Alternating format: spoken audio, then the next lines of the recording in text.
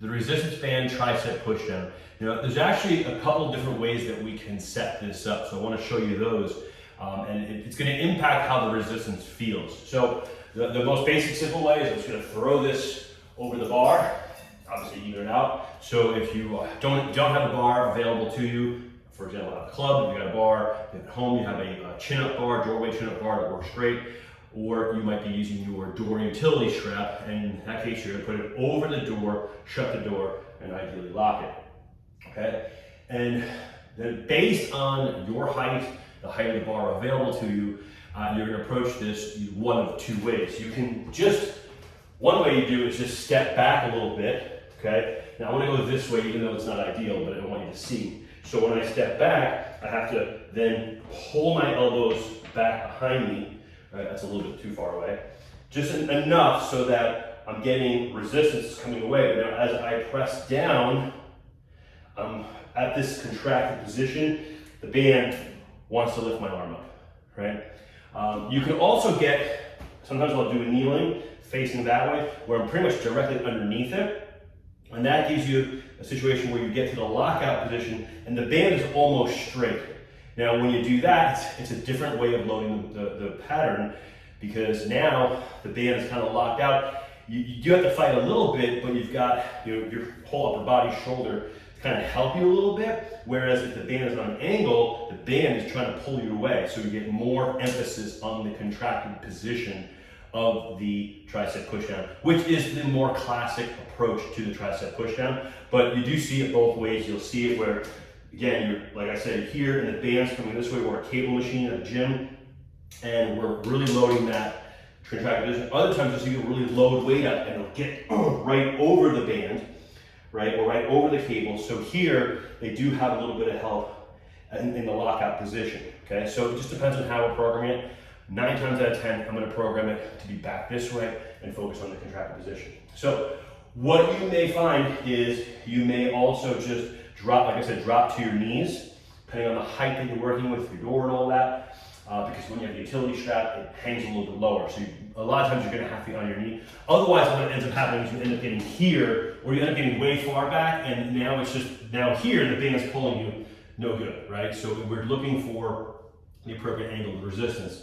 Okay, otherwise we're going to get to a position where we're here, and then that's putting more into a tricep kickback.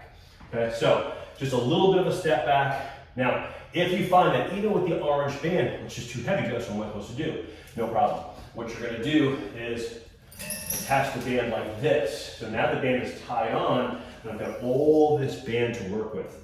I can grab one of two ways. I can just grab and I choke up on the band to get the level of resistance that I want. So I'm just going to stand over here so you can see, and lock it down and up. You could, depending on how much resistance you need, you can have your hands here, right, and just push through. That works out great. Or, like I said, you may go ahead and just kind of choke up on the band to get your resistance accordingly, right? So you throw it over, put your hands in the loops. Now, other things you can play with is the hand positioning. Now, when I rotate the hands pronated and supinated, like when I'm doing curls, that does actually impact the muscles being worked, biceps, brachialis, brachioradialis, right? But when I'm doing that with my tricep, not so much, because it's not connected at this radius bone, so it's not going to impact. But what you will find is your ability to concentrate on the tricep extension and your just the way the feel of the exercise. So you can play with a hands down grip, right? So whether I'm looped in or here. Okay, now if I'm doing this way, it's not always going to work because you have to choke up on the band and get more into a traditional neutral grip. Okay, and you can even mess around with a reverse grip as well, right? Just to get some different feels. One more thing, I know this video is going a little bit long, is you may, if you're doing the variation where you're flipping it over, this is just kind of a bonus for you.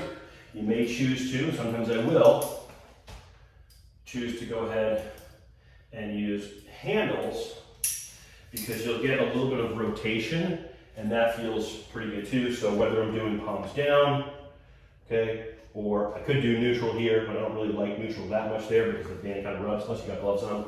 But this also works nicely if I'm doing a reverse grip, right? And again, it's just really a mind-muscle connection of where you find that to feel the best. So just some different variations. Tricep push-down, such a classic, great exercise, one of my favorite tricep exercises. And there's just so many little tweaks that you can do to it to kind of change it up, as well as get a better mind-muscle connection. And at the end of the day, it's all about the mind-muscle connection to get the best result.